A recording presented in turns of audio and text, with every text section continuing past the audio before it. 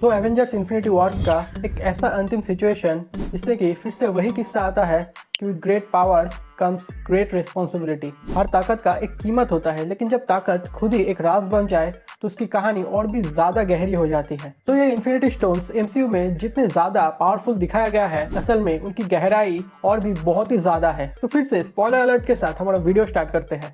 तो जब कई अरबों साल पहले जब कुछ भी नहीं था, सिर्फ और सिर्फ शून्य था, तब एक ऐसा मूवमेंट आया जिसे बिग बैंग कहा गया। उस धमाके से जन्मी 6 शक्तियां जो कि time, space, soul, power, reality और माइंड का एक मूल रूप था। और यही 6 कॉस्मिक फोर्सेस पत्थरों के रूप में बंद हो गए, जिन्हें आज हम इन्फिनिटी स्टोन्स के नाम से जानते हैं। ये सिर्फ कुछ पत्थर ही नहीं है, ये यूनिवर्स के सबसे प्योरेस्ट एनर्जी सोर्स है। हर स्टोन एक अलग डायमेंशन का मालिक था, और अगर किसी एक व्यक्ति के पास ये सारे स्टोन्स और उनकी शक्ति होता तो वो यूनिवर्स का मालिक बन सकता था। और ऐसा ही कुछ हमने देखा। तो अरबों साल पहले जब यूनिवर्स के साथ रियलिटी स्टोन का जन्म हुआ, तब यह कोई स्टोन नहीं था, ये एक कॉस्मिक लिक्विड था जो रियलिटी मैनिपुलेट कर सकता था, उसे चेंज कर सकता था, यहाँ तक कि एक नए डायमेंशन को जन्म देने का भी क्षमता था इसमें। तो ये शक्ति पहले सेलेस्टियल के पास था, जिन्होंने इसकी शक्ति को समझने की कोशिश की, लेकिन ये उनके भी समझ के परे था। और फिर आया मेलिकेस, उसका सपना था पूरे यूनिवर्स को अंधेरे में डालना, और रियलिटी स्टोन उसके लिए एक परफेक्ट वेपन था, लेकिन एसगार्डियंस ने इसे छुपा दिया और इसके बाद ये हजारों सालों तक गायब रहा। देन एमसीयू में थॉर द डार्क वर्ल्ड में हम देखते हैं जेन फॉस्टर इसे गलती से एब्जॉर्ब कर लेता है, और तभी पहली बार हमें पता चलता है कि ये एक लिक्विड फॉर्म में भी किसी इंसान को पूरा कंट्रोल कर सकता है। थैनोस के हाथ में जाने के बाद उसने इसे रियलिटी स्टोन में कन्वर्ट कर दिया, एंड इसका सबसे टेरिफाइंग इफेक्ट हमें नोवेयर प्लेनेट में देखने को मिला, जहां उसने पूरी जगह को एक इल्यूजन में बदल दिया। और अगर एंड गेम के बाद का फ्यूचर की सोचे तो सीक्रेट वॉर्स में अगर किसी नए विलेन या कैरेक्टर ने इसे पा लिया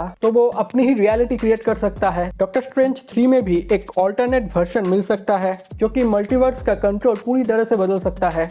अगर टाइम स्टोन की बात करें तो ये स्टोन किसी भी इंसान के बस की बात नहीं था। इसका असली मालिक आगामोटो था, जो कि पहले एक सॉर्सरर सुप्रीम था। उसने इसे आई ऑफ आगामोटो में सील कर दिया ताकि सिर्फ एक सही इंसान ही इसे यूज कर पाए। टाइम स्टोन का सबसे बड़ा सीक्रेट था कि ये सिर्फ समय को आगे पीछे ही नहीं करता, बल्कि एक ही मूवमेंट को अनेक रियलिटीज में भी बदल सकता है। फिर हमने डॉक्टर स्ट्रेंज मूवी में देखा कि डॉक्टर स्ट्रेंज ने इसे पहली बार डोरमामू के खिलाफ यूज किया, जिसने कि उसे एक इन्फिनिट टाइम लूप क्रिएट किया, जिससे हर बार स्ट्रेंज मरकर फिर से वापस आ जाता था। देन थैनोस ने इसे इन्फिनिटी वॉर्स में सिर्फ एक मूवमेंट को वापस से रिवाइंड किया, पर इससे ये पता चलता है कि ये किसी भी मौत को फिर से रीराइट कर सकता है, मतलब जिंदा कर सकता है। लेकिन सबसे बड़ी बात यह थी कि एंड गेम के बाद एंशिएंट वन ने बता दिया कि अगर टाइम स्टोन नहीं रहा तो यूनिवर्स कोलैप्स हो सकता है। अगर प्रेडिक्शन की बात करें तो डॉक्टर स्ट्रेंज 3 में कोई और सॉर्सरर सुप्रीम इसे ढूंढ सकता है, या एक नए टाइप का टाइम रिलेटेड कोई आर्टिफैक्ट मिल सकता है।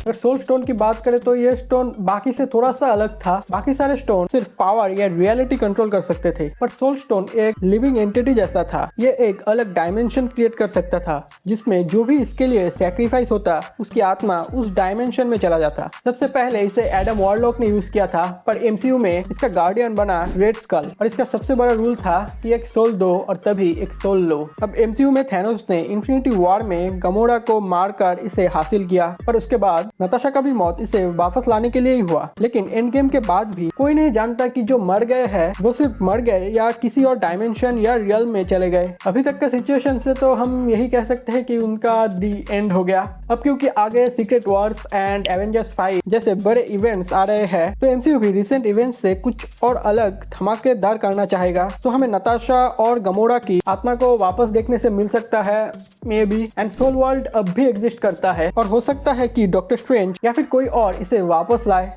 तो माइंड स्टोन सिर्फ सोचने की ताकत नहीं देता था, बल्कि किसी भी दिमाग को कंट्रोल कर सकता था, उसके अंदर की असली पावर अनलॉक कर सकता था। इसका सबसे बड़ा मिस्ट्री ये था कि ये सिर्फ दिमाग ही नहीं पढ़ता था, बल्कि अपना एक खुद का भी माइंड डेवलप कर रहा था। ये बात तो तब समझ में आई जब अल्ट्रॉन और विजन दोनों ही स्टोन से बने।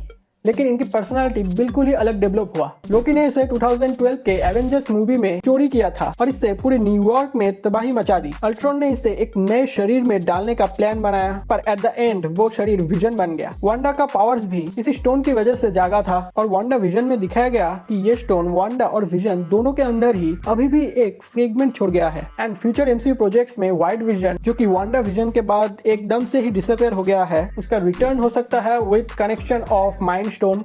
तो ये स्टोन सबसे ज्यादा डिस्ट्रक्टिव था और इसका असली मालिक सेलेस्टियल था, जिन्होंने इसे पूरी दुनिया खत्म करने के लिए यूज किया था। ये स्टोन एनर्जी का एक एंडलेस सोर्स था जो किसी भी प्लेनेट को एक पंच से ही उड़ा सकता था। गार्डियंस ऑफ द गैलेक्सी ने इसे रोनान से छोड़ा, जिसमें स्टार लॉर्ड ने प्रूव किया कि अगर मल्टीपल लोग साथ हो तो इसकी पावर कंट्रोल किया जा सकता है। एंड थैनोस ने भी इसे ज़ेंडार को डिस्ट्रॉय करके लिया, पर उसका असली यूज सिर्फ एक छोटी सी बात दिखाने के लिए था। ये किसी भी इंसान के शरीर में एक सुपरनोवा क्रिएट कर सकता है। देन इन फ्यूचर में नोवा नाम का एक कैरेक्टर एमसीयू में आने वाला है, जो ज़ेंडार की डिस्ट्रक्शन के बाद उसका रिवेंज लेगा। ये भी हो सकता है कि गार्डियंस 4 में पावर स्टोन का एक ऑल्टरनेट वर्जन हमें देखने को मिले।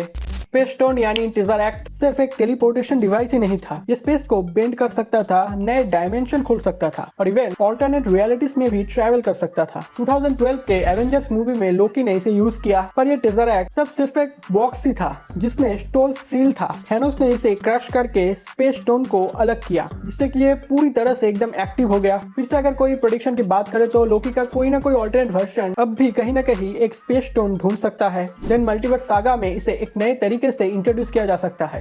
तो इन्फिनिटी स्टोन सिर्फ एक बार यूज करने वाला वेपन नहीं था, ये एमसीयू का फाउंडेशन था, जिसका अल्टीमेट यूज हमें infinity war and end game में देखने को मिला। बाकी कुछ और नए प्रोजेक्ट्स पे काम चल रहा है, देखते हैं। तो आज का वार्तालाप यहीं पर था। तुम्हारे हिसाब से कौन से सबसे बड़ा पावरफुल स्टोन है, या फिर कौन सा तुम्हें पसंद है, तुम कमेंट सेक्शन में बता सकते हो, या फिर कोई पार्ट और तुम्हें क्या नेक्स्ट चाहिए। बाय।